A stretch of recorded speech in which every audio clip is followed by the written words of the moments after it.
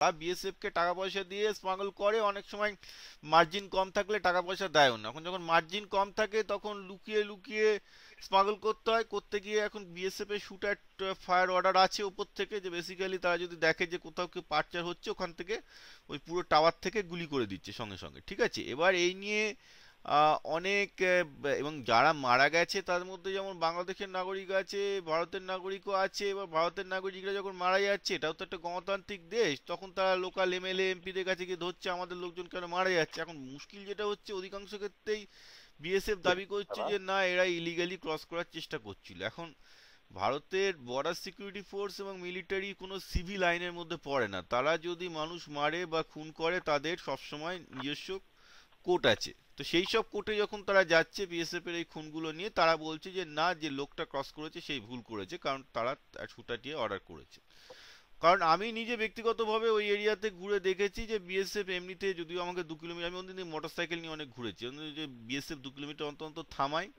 এবং ওখানকার স্থানীয় লোকেদের সাথে কথা বলে যেটা বুঝেছি, তারাও বিএসএফ এর অত্যাচার নিয়ে চিন্তিত, কিন্তু এটাও আবার বলেছে যে বিএসএফ এর বেসিক্যালি যারা অ্যাকচুয়ালি এপার ওপার করতো, কারণ ওখানকার লোকেদের ওটা একটা বড় ইনকাম ছিল, তাদের ইনকাম বন্ধ হয়ে যাচ্ছে এবং বিএসএফ কে ইয়া, ঘুষ দিতে হয়। তো পুরো ব্যাপারটা একটা ঘুষ দেওয়ার কারণে এই জায়গায় দাঁড়িয়েছে। এখন সেইখানটাতে সমাধান করতে গেলে এটা একটা করাপশনের এগেনস্টে লড়াই করতে হবে। এটা কোনো, আমার মনে হয় না যে কোনো দেশ বা কিছু পারবে বলে। তবে হ্যাঁ, এটাতে ভারত সরকারের দায়িত্ব এড়িয়ে যেতে আমি বলছি না, একটা দায়িত্ব অবশ্যই আছে এবং পালন করা উচিত। এখন সেটা কিভাবে হবে আমি নিজেও জানি না।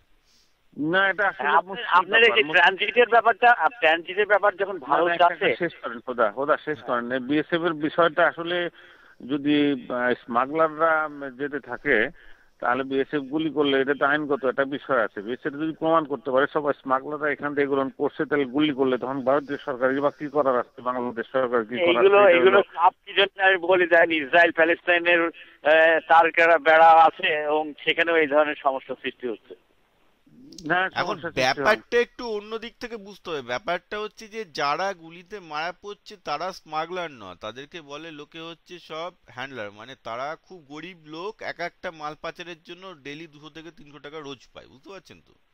হ্যাঁ, হুম। স্মাগলাররা তো ইয়ে করে না, স্মাগলাররা এপার ওপার একটা টাকায় বা ডলারে হুন্ডি কেটে দেয়, তাদের মাল চলে যায়। এবার ঘটনাটা হচ্ছে যে যেটা, সেটা হচ্ছে যে এই যে গরিব লোকগুলো যারা এপার ওপার মাল করে, যাদের দুটো দেশেরই রেশন কার্ড আছে, এই আছে, সেই লোকগুলো হয়ে যাচ্ছে প্রাইম ভিকটিম। এবং এটা একটা দারিদ্র্যের কারণে হচ্ছে, বিশাল রকমের দারিদ্র আছে, তারা করছে। এবার সবসময় তারা যে বিএসএফ কে ঘুষ দিয়ে যায় তা তো নয়। আমি তো দেখেছি বিএসএফ মোটামুটি একটা সাব মেশিন গান নিয়ে ওই ওদের 2 কিলোমিটার অন্তর অন্তর যে গেটগুলো আছে সেই গেটের মধ্যে দিয়ে লোক ছাড়ছে। এবার লোক আমার মনে ছাড়ছে হয় মানে, কম সময় এই ইস্যুটা এই পর্যন্ত হয়েছে না। আপনি দাদা অন্য কোনো দাদা ইস্যু। আপনি যেটা বললেন, হ্যাঁ যে দুর্নীতির কারণেই এই ওদের যে ঘুষ পেত, ওই ঘুষগুলো বন্ধ হয়ে যাওয়ার ফলে একটু এদের ভিতরে একটু ওই ধরনের প্রবলেম ক্রিয়েট হয়েছে, যার জন্য এরা দেখা মাত্র গুলি করছে, এ করছে, ও করছে যে। হ্যাঁ হ্যাঁ, কিন্তু না না, জিনিসগুলো সেটা আর একটু ইজ করে ঢালাওভাবে ফেলতে হবে।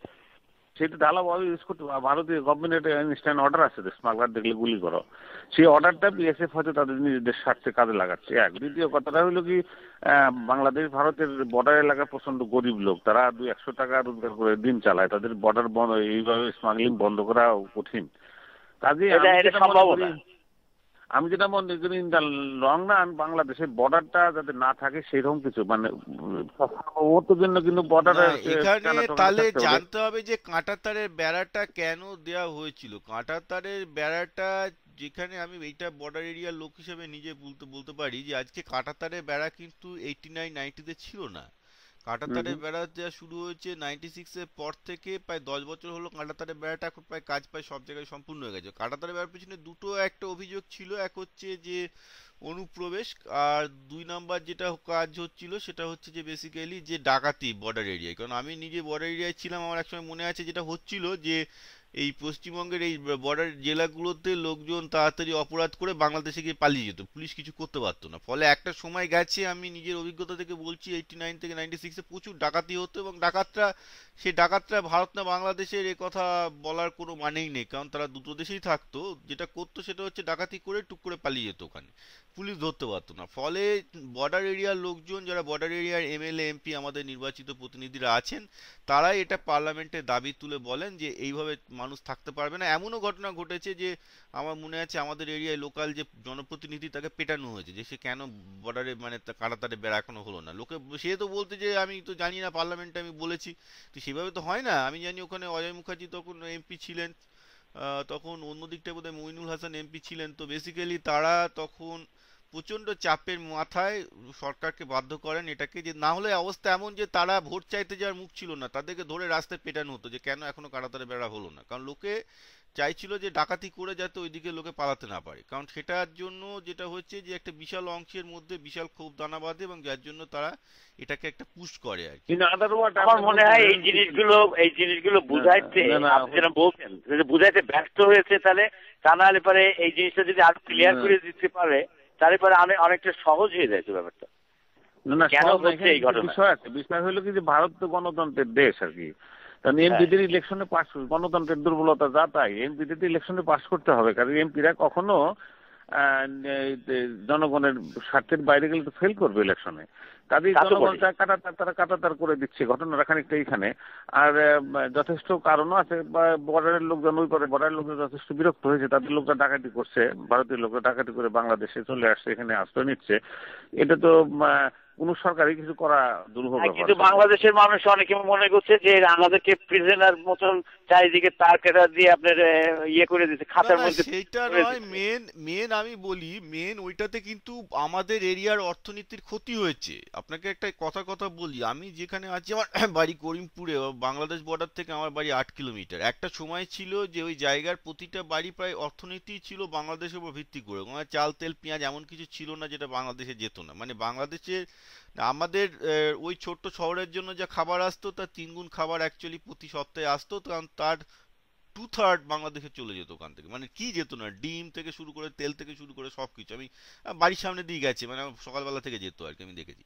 তো ব্যাপারটা কি হয়েছে, এখন তো সব বন্ধ হয়ে গেছে। তাহলে যেটা দাঁড়াচ্ছে সেটা হচ্ছে কি, সেটা অ্যাকচুয়ালি কিন্তু কাঁটাতারে বেড়া দেওয়ায় আমি তো দেখেছি আমাদের যে শহরের অর্থনীতিরই ক্ষতি হয়েছে। কারণ একটা বড় অর্থনীতি এখানে আমি একটা প্রশ্ন আছে, কিন্তু তাতে কি হলো, ব্যাপারটা হলো যে এই যে তারা তো কেউ লিগ্যাল ব্যবসা করে না, অতএব তারা একটা এমপি এমএলএ কে কি বলতে পারে না যে কাঁটাতারের ব্যবসা তুলে দাও। কিন্তু যারা ওই বর্ডার এরিয়ায় ক্ষতিগ্রস্ত হচ্ছিল যে লোকগুলো বিভিন্ন রকম ডাকাতির কারণে, ডাকাতি মানে কি পুরো এমন অবস্থা হয়েছে সপ্তাহে 2-3টে করে ডাকাতি হয়েছে বিভিন্ন গ্রামে, তাদের ডিমান্ডটা এখানে গণতন্ত্রে অনেক বেশি রিফ্লেক্টেড হয়েছে। এখন যারা ইলিগাল তারা তো ডিমান্ড করার মতো অবস্থায় থাকবে না, যাদের এটা স্বার্থটাকে সুরক্ষিত করে। এখন যারা ক্ষতিগ্রস্ত হচ্ছে তাদের ডিমান্ডটাই অবভিয়াসলি লোকে সরকার শুনবে। হ্যাঁ, আপনি বলুন কুতুল দা। না, আমি বলতে চাচ্ছি, তাহলে এই যে কাঁটাতারের যে বিষয়টা প্রথম হলো ভারতের জনগণের সমর্থন করে নাকি? আর ভারতের লাভ হয়েছে তাতে ভারতের? ডাকাতি ওই এরিয়ায় কমে গেছে। ডাকাতি প্রায় আমাদের এরিয়ায় আগে যেরকম ছিল, আমি 89 থেকে 92 স্ট্যাটিস্টিক্স দিতে পারি, এমন কোনো দিন যেত না যেখানে ভার্চুয়ালি ডাকাতি হতো না। এখন তাহলে প্রবলেম যেটা দাঁড়াচ্ছে সেটা হলো কি স্বার্থগত সংঘাত। বাংলাদেশের স্বার্থ কাঁটাতার না থাকলে, কারণ আমরা উই ফিল লাইক যে আমরা একটা প্রিজনের মধ্যে, ভারত চারিদিকে কাঁটাতার দিয়ে আমাদের প্রিজনের মধ্যে, ছোট্ট দেশ, আমাদের একটা বন্দিখানার মধ্যে ঢোকাচ্ছে। উল্টা থেকে ভারত মনে করছে যে, ভারতীয় জনগণ স্পেশালি এমপিরা মনে করছে যে না করলে তাদের এমপি হওয়া যাবে না। এটা খানিকটা কালচারাল ব্যাপার হয়ে দাঁড়িয়েছে, খানিকটা অর্থনৈতিক ব্যাপার হয়ে দাঁড়িয়েছে।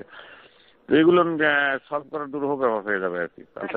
তাহলে এই জিনিসগুলো আমি সেটা বলছিলাম যে বাংলাদেশের মানুষকে বোঝাতে ব্যর্থ হয়েছে।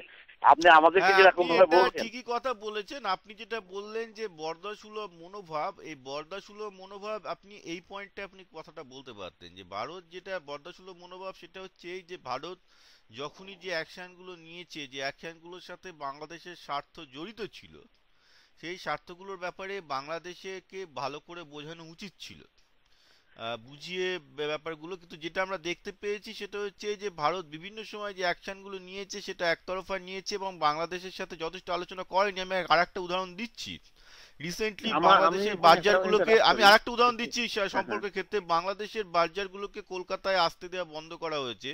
তার কারণ হচ্ছে যে বাংলাদেশের বার্জারগুলো যে টেকনিক্যাল মানের হওয়া উচিত ছিল সেগুলো হয়নি, বা কিছু একটা গন্ডগোল হয়েছে, যার জন্যে হঠাৎ করে কলকাতা বন্দর থেকে একটা বিজ্ঞপ্তি জারি করে যে বাংলাদেশে কোনো বার্জার এখানে আসবে না। এখন বাংলাদেশের যত সিমেন্ট যেত ওই বার্জারে করে, যত স্ক্র্যাপ আয়রন যেত ওই বার্জারে করে। তো তো একটা বিশাল অংশ চট্টগ্রাম বন্দরের ক্ষতি হয়ে যাওয়ার কথা এই সিদ্ধান্তের জন্য। তো এই যে কলকাতা, আমি এটা নিয়ে একটা লিখেছিলাম, এই যে কলকাতা বন্দর একতরফা সিদ্ধান্ত নিল, তাদের সিদ্ধান্তের পেছনে কারণ ছিল। কারণটা হচ্ছে কি, বাংলাদেশে অনেক বার্জারগুলো যেগুলো সিমেন্ট নিয়ে আসে তারা গঙ্গা